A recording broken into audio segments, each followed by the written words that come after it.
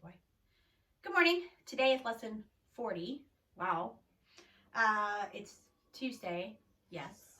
And today we are going to take our give a paw and transition it to a give a paw at the side so we can then turn it into yet another skill.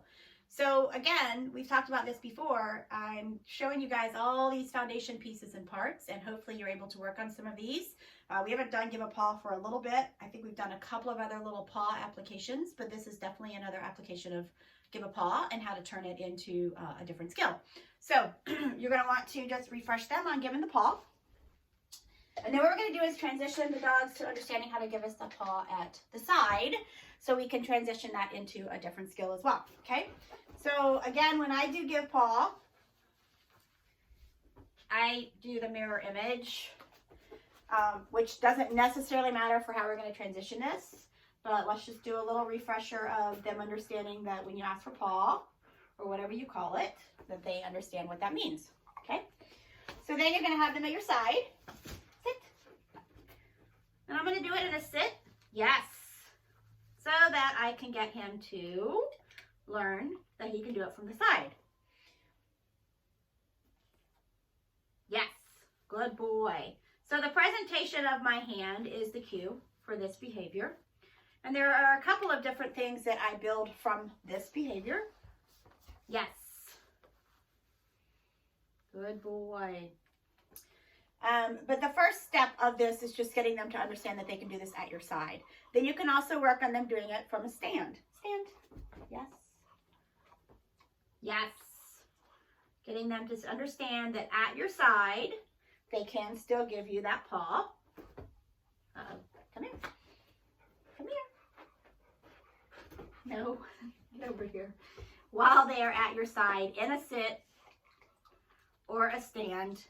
And then from this, we are going to add on some additional transitions to teach them a couple of other skills as well. So short and sweet and super easy today, but just a different orientation. I also teach fitness classes, as you guys know, and it's always funny because the dogs learn skills and they know the skills, and then what I do in the fitness world, and what happens with a lot of skills, is I end up changing some little parameter of it, and it's very small typically. So the dog understands give a paw from the front, you move them to the side, what the heck does that mean? It's a whole different context for the dogs. So believe it or not, even though this seems like it's a nice and simple and easy skill, there is a little bit of an understanding that the dogs kind of have to develop and go through in order to put that whole picture back together, because the orientation, the setup, and the details have changed when you move them to your side. So that is your skill for today, transitioning that give a paw to the side. You can, of course, work it on both sides. Side.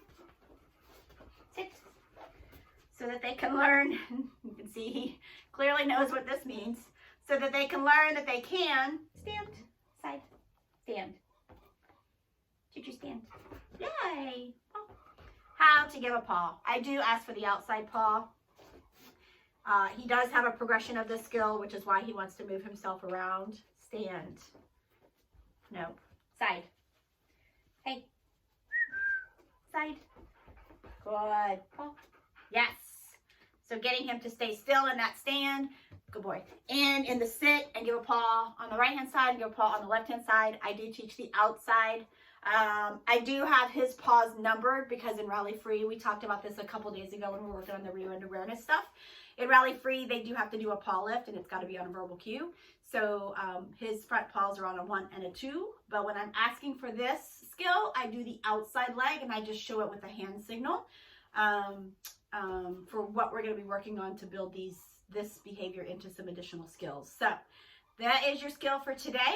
We will see you guys again tomorrow.